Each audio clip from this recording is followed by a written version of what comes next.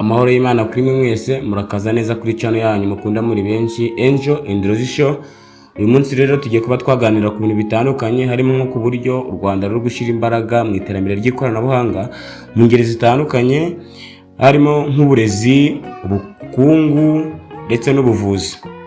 Aha rero murabizi neza ko muri iyi minsi u Rwanda rwatangiriye gahunda y'uko abakozi ba leta bose bagomba kugira certificates za AI.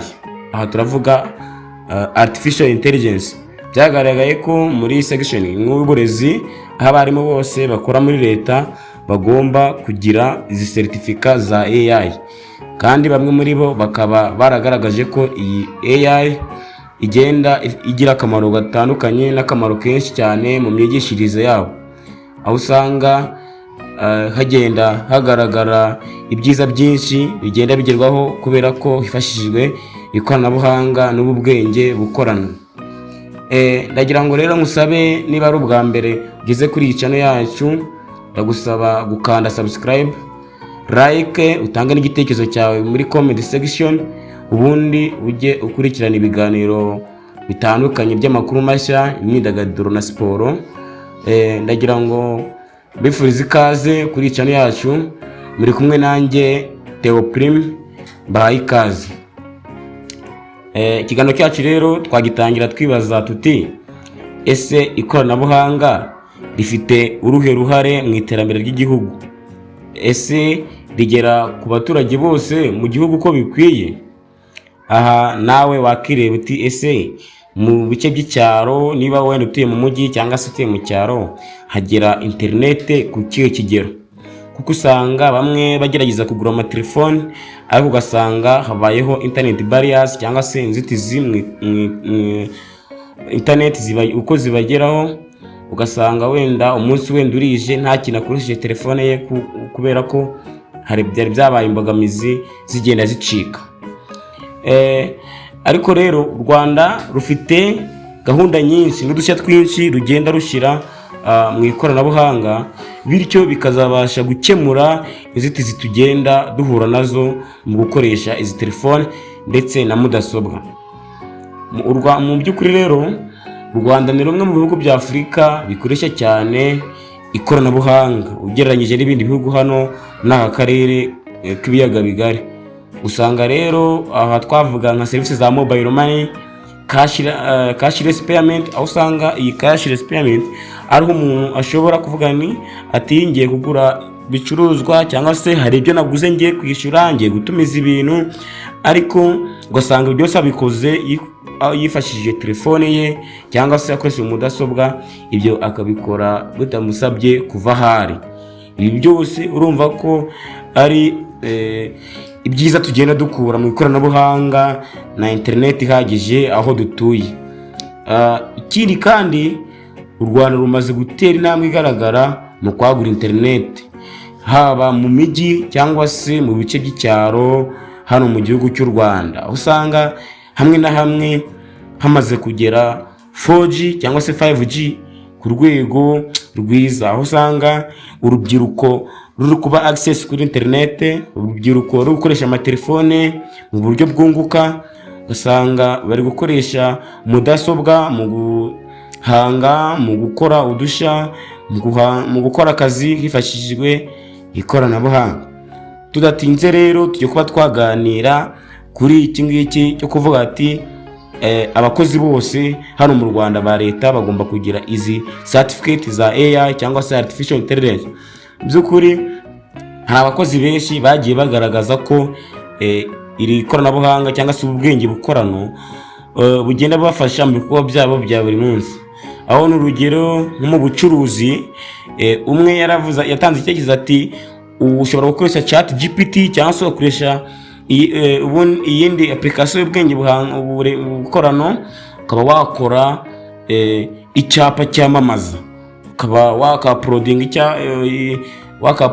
wakaplodinga igitekerezo cyawe ikagukorera icyapa gituma ushira ku isoko ibicuruzwa byawe kandi mu buryo butagoye, ari uko ukoresheje telefone yawe cyangwa se mudasobwa hari internet ihagije. Mu gihe mu minsi yasize wasangaga biragusaba kujya ku artiste cyangwa ukafata urugendo runini ukajya gushaka ahantu bagukorera icyapa umanika ku iduka ryawe, cyangwa se watanga hano ku mbuga nkoranyambaga bakaba bakireba bakamenya ibyo ukora. Aho usanga kandi hari benshi bikorera bavuga ko ikoranabuhanga rigenda ribafasha mu kazi kabo ka buri munsi. Ibi bikagenda bitanga umusaruro uhagije no mu iterambere ryiza ry'igihugu cyacu cy'u Rwanda. Intego ni uko rero igihugu cyacu cyakomeza kuba icya mbere ku ruhando mpuzamahanga, kandi internet igomba guhuzwa n'amashuri yose mu gihugu. Ibi byatangiye kugerwaho, aho usanga ku mashuri hano mu Rwanda bagenda babaka ibyumba by'ubushakashatsi cyangwa se smart classes. Abana bakoresha imashini cyangwa se computers bagira ubushakashatsi bakora kubijyanye n'ibyo biga, bakabasha guhanga udushya, bityo bakagira n'ubwenge biturutse mu bushakashatsi bakoresheje internet. Aha rero internet nayo ibigize urundi ruhare mu guteza imbere uburezi. Usanga rero kandi internet yarahujwe, aho usanga kandi internet iri ku bigo bya leta haba mu mijyi cyangwa se mu byaro, aho ibigo bya leta byinshi bisigaye bitanga serivisi zabyo hifashishijwe ikoranabuhanga. Umuyobozi w'urwego rw'inzego zitandukanye, urugero nk'umuyobozi w'umurenge, umuyobozi w'akagari, umuyobozi w'akarere, ashobora gutanga serivisi ku baturage ari uko abonye abaturage bayisabye hifashishije amatelefone cyangwa se mudasobwa, hakaba yasubiza umuturage akabona igisubizo kirambye. Bityo ikoranabuhanga rero hano mu Rwanda rikaba rigize uruhare, kuko umuturage yagombye kuba yatakaje igihe yagiye gutonda umurongo, yagiye kugira ute, yatakaje ibikorwa bye, ariko ugasanga asabye serivisi atavuye ahari, bikamwihutishiriza ibikorwa bye. Aho usanga rero ubu umuyobozi yatanze serivisi ze, ariko bitasabye ko abaturage bamusanga mu biro bye.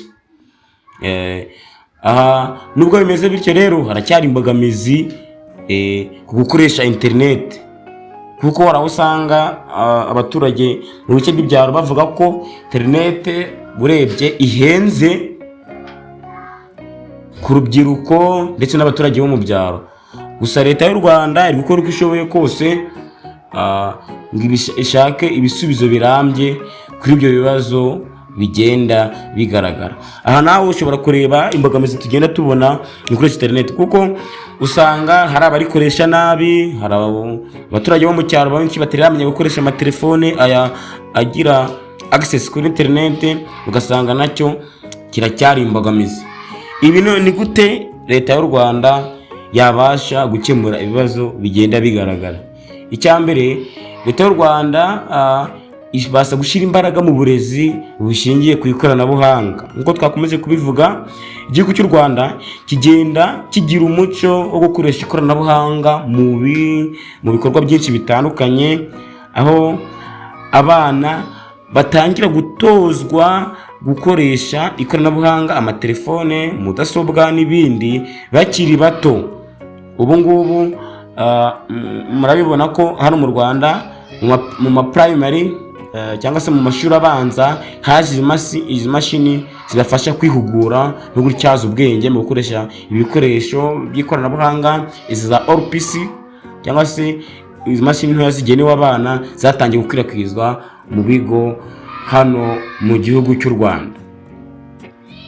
Urwego rwo gutegura rero ejo hazaza h'Abanyarwanda, u Rwanda ruri gushyira smart classes mu mashuri yose nk'uko twahoze tubivuga. Ruri gutanga kandi amasomo ya codings, robotics na ICT ku bana bakiri bato, ndetse no gufatanya n'ibigo by'ikoranabuhanga kandi ibigo mpuzamahanga. Aha rero intego ni uko umunyeshuri agomba kurangiza amashuri bigaragara ko afite ubumenyi bumufasha kwihangira imirimo akoresheje ikoranabuhanga, cyangwa kubona akazi hifashishije ikoranabuhanga. Murabona ko ubu ngubu hasigaye hatangwa akazi, ariko ugasanga abasaba akazi basabye akazi bifashishije amatelefone cyangwa se za mudasobwa, kandi bakabona akazi bidasabye amatike ngo bajye ku cyicaro cyaho bari gutanga ibizamini, kuko n'ibizamini bisigaye bitanga hifashishijwe amatelefone. Ndongera mwibutsa rero weho ugeze kuri iyi channel yacu tugenda tunyuzaho ibiganiro by'ingirakamaro, ko wakora subscribe niba ari ubwa mbere, ugakanda like, ugatanga n'igitekerezo cyawe muri comment section, kugira ngo tubashe kubona uko tugenda tubana, kandi ikindi turabishimiye hano kuri iyi channel yacu. Dukomeze rero, tugiye kuba twavuga ku dusha tugenda tugaragara u Rwanda rugenda rugaragaza mu ikoranabuhanga. Nk'ubu ngubu twavuga icyo twakwita e-commerce cyangwa se ubucuruzi cyangwa se digital business, aho usanga haba ubucuruzi bushingiye ku ikoranabuhanga cyangwa se online, no gukoresha social media mu bucuruzi mu bucuruzi. Aha rero usanga abacuruzi bamamariza kuri social media, ibicuruzwa byabo bikagenda bikanamenyekana ku ruhando mpuzamahanga. Iyo tuvuze digital business cyangwa e-commerce, ni uburyo ushobora kugura ibicuruzwa ubibonye online, ubibonye ku mbuga nkoranyambaga, ukaba wayitangaho komande, ukabaza ibiciro, bakakubwira ibiciro, ukishyura igicuruzwa bakakikugezaho utabanje kujya ku iduka aho cyangwa se ku ruganda aho byakorewe.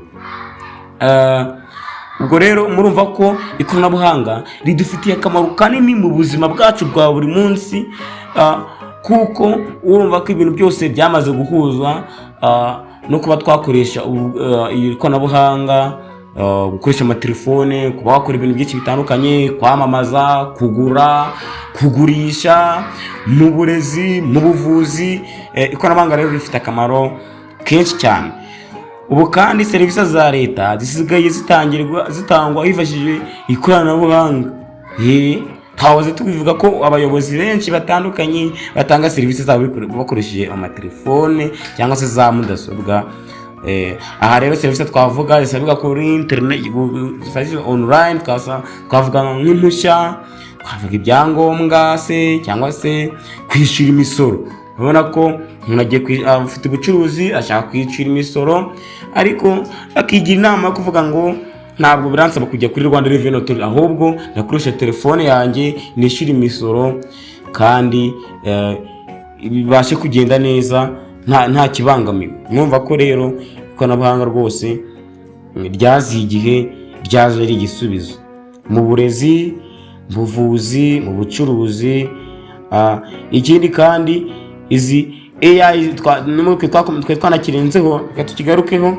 Ikindi izi AI certificates zatanzwe abarimu cyangwa se abandi bakoze bose ba leta, bigaragare ko zibafitiye akamaro. Bagomba kugira ubumenyi kuri gukoresha AI, gukoresha ubwenge bukorano, bityo bagashaka ibitekerezo, guhanga udushya, kuzamura ireme ry'ibyo bakora, bityo tugakomeza gutera imbere ku ruhando mpuzamahanga. Ikindi kandi tukabasha no kubibyaza umusaruro, tubona amafaranga, bityo tukaba bakire. Kugira ngo rero uko mbibona, kugira ngo ikoranabuhanga ribe igikoresho cyahindura ubuzima bwa buri munyarwanda, hano bisaba ibintu byinshi. Cyambere bisaba ko amahirwe ahari akoreshwa neza. Amahirwe ahari naya, urugero niba internet itugeraho neza, u Rwanda rwakomeze gushiraho gahunda cyangwa se gushiraho ingamba zituma internet igera ku baturage, igera ku bantu bose b'abatura Rwanda, nuko kugira ngo tubibyaze umusaruro, nuko iyo internet koko tuyikoresha neza, nta guta umwanya tureba ibitadufitiye akamaro cyangwa se tureba ibishora bituma ubwonko bwacu bwangirika, ahubwo tugomba gukoresha internet neza. Tugomba gukoresha amahirwe rero tukayakoresha neza. Ikindi kandi abaturage bakigishwa neza ibijyanye no gukoresha ikoranabuhanga, kandi bagahabwa n'ubushobozi bwo gukoresha ikoranabuhanga mu nyungu zabo bwite n'iz'igihugu muri rusange. bigenda bigaragara ko nk'urubyiruko cyane cyane batari bamenya amahirwe ahari gukoresha ikoranabuhanga. Ese habasha gutegurwa amahugurwa training cyangwa se yigisha urubyiruko, yigisha abaturarwanda bose kubyaza internet, kwibyaza akamaro, kwibyaza umumaro ushobora kutugirira akamaro, ukamugirira ku giti cye no ukagirira igihugu muri rusange. Ndagira ngo rero mbashimire mwe mudahwema kutwereka ko mudukurikira, ndetse n'abashasha bose kuri channel yacu. Nkomeza kubibutsa nyaboneka gukora subscribe niba utarayikora, utanga igitekerezo cyawe muri comment cyangwa kandi ugatanga na like, ukanadusharinga kugira ngo n'abandi babashe kumenya ibyo dukora kandi babashe kunguka amakuru abagirira akamaro. Murakoze cyane rero. Yari Theo Prime mukunda kandi mukunda kubana hano kuri channel yanyu Rosie and Angel Show. Murakoze cyane. Ushaka kwamamaza, ushaka kumenya amakuru agezweho, ushaka kumenya uko isi ihagaze mu bijyanye n'imyidagaduro ndetse na siporo, kurikira Angel and Rosie Show kuri YouTube.